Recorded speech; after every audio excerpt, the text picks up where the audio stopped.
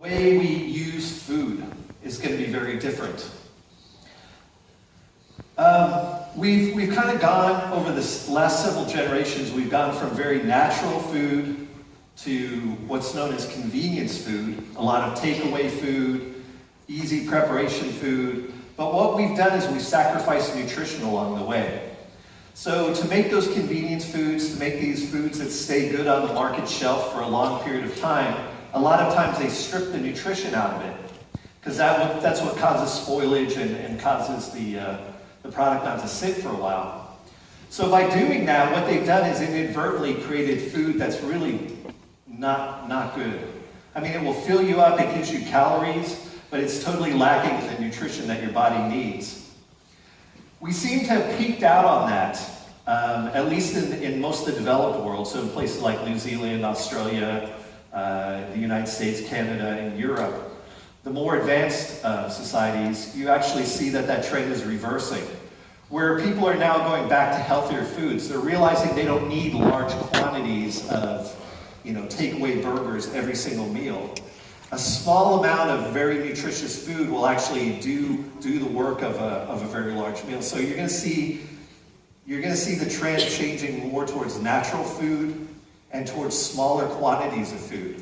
Because really, if food has proper nutrition, it doesn't take a lot of calories to keep you alive. Myself, I eat one meal a day. In the morning, I'll have a smoothie, a probiotic smoothie in the morning. For lunch, I'll have a nutritious meal replacement shake. And then at dinner, I have a regular dinner, which is, meat and vegetables and some sort of a carbohydrate. So it really doesn't take a lot of calories, and I'm a very active person. I'm very athletic and such. So really, for most people, we're still eating like we did back in the day when we were laborers and working out in the field, and we don't need that many calories. So that's going to change. Another thing that you're going to see changing very quickly is the way we deliver health care. Most countries are on the verge of bankruptcy because of their healthcare systems. Different countries have public healthcare systems or privately funded healthcare systems. Our United States, where I live, is a privately funded healthcare, so there's not a lot of government insurance covering it. But still, even the government insurance that's covering it is almost pushing the country to bankruptcy. And I've heard that in places like Canada, Australia, they're facing the same type of situation. Certainly in Europe, that's the case. And it's not that the government doesn't want to pay for it, it's just that they're not going to have the ability to pay for it anymore. And we've been waiting for this change for a long time. When are things going to finally change? But I think you're seeing all over the world right now that change happens very quickly. Like, people get fed up to a certain point, and then all of a sudden you'll see a lot of change all at once, almost like a revolution. And there's been a lot of that going on this year. You've seen that, the whole Britain exit vote from the EU, that happened. What happened during the presidential election in my country caught everybody by surprise. But that just tells you how fed up certain people are, and it causes a lot of big changes. So anyway, you're going to see healthcare changing dramatically. We've been waiting for it for a long time, and it's going to change dramatically over the next several years. Another major thing you're going to see is a focus on prevention. Western medicine, which is practiced in all the Western countries, so that would include New Zealand. Western medicine is based on basically treating people when they're sick. So you kind of wait around and hang around until they're sick, and then they present at hospital or at the doctor, and they get treated, usually with medications to treat their symptoms or whatever's ailing them. And that approach is not a good approach, okay? Because it's basically trying to fix something once it's already broken and manifesting itself. A much better approach is prevention.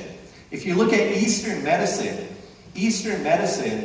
such as practice in China and Asia, is actually based on a very preventative approach, where it's actually the physician's job to keep you healthy.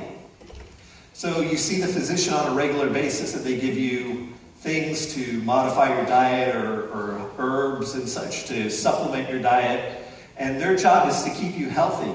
And actually, according to Eastern medicine, if you get sick, the doctor has failed and has to treat you for free. So that's kind of an interesting approach, isn't it? I talked to some of my doctor friends in the United States, and I don't think they would go for that kind of deal. At least not at this point in time, but eventually, we may have to go for that. That is the right-handed approach. Really, the approach is to stay well. When you're still in perfect health in your teens and 20s, we should be doing everything that we possibly can as far as supplementation, food, exercise. We shouldn't be waiting for people to get obese and start to present with metabolic syndrome, heart disease, kidney failure, diabetes, high blood glucose, all those things. We shouldn't be waiting for that and then treating it. Okay, the fourth major trend is an increase in automation. Now this is really cool. This is happening very fast. You've seen these devices that people wear on their wrist called Fitbits, or Garmin has one, and there's a bunch of devices.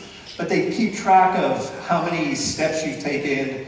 They do a calculation on how many calories you burned, and they kind of make you aware of your health. Well, there's a whole bunch of research going on right now on those type of devices, those wearable devices, where companies like Amazon and Google and Microsoft and Apple and Samsung, they're all working on little what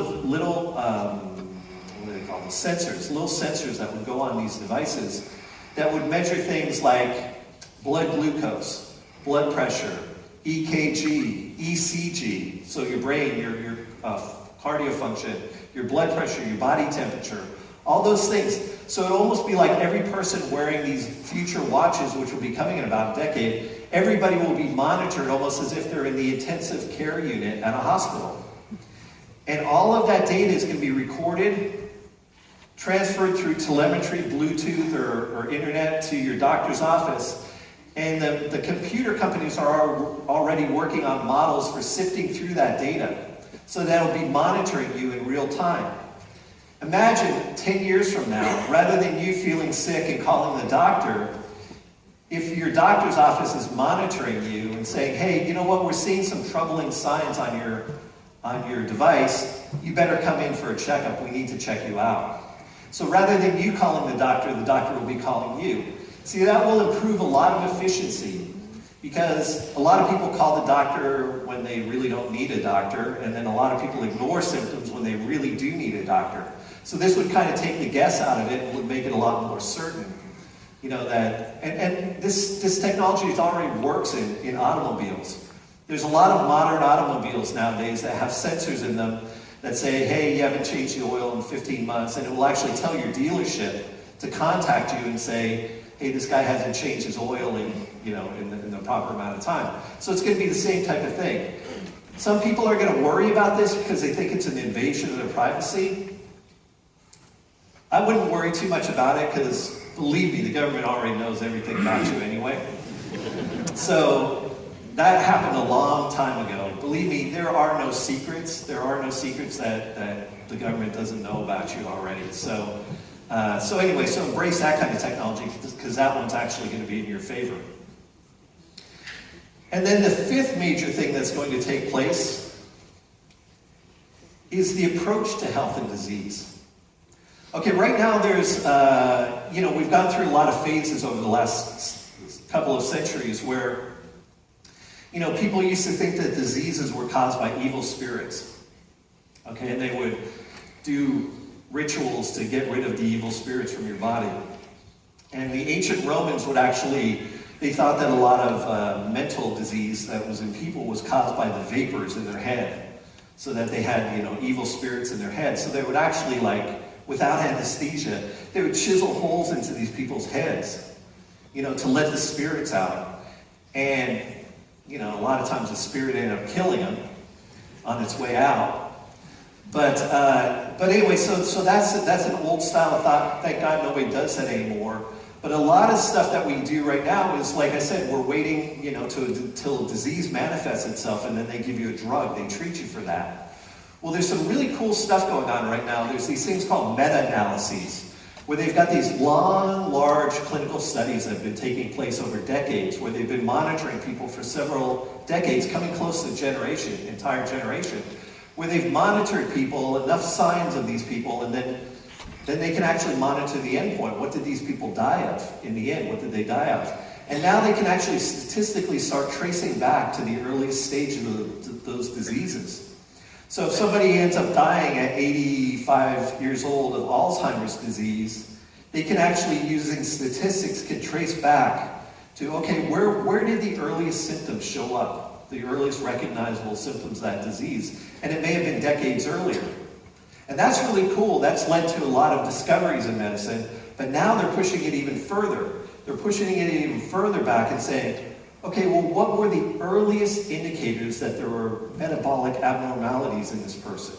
So they're actually finding that they can kind of predict some of these end-stage diseases when people are very young by just simple changes that occur in their body. And again, that's going to tie into the whole model where we're going to be a lot more anticipatory about disease rather than reacting to it. So I'm very excited. You know, I love the challenges of being the Chief Science Officer at Usana. I think it's a fantastic company. You'll be hearing all about it if you come to the events tomorrow and on Friday and Saturday. So you'll be hearing a lot about our company. You know, I've had a ton of experience in this field, and I've never been more excited about where we are and what we're going to be doing in the future. So thank you so much for your time tonight. Thank you very much.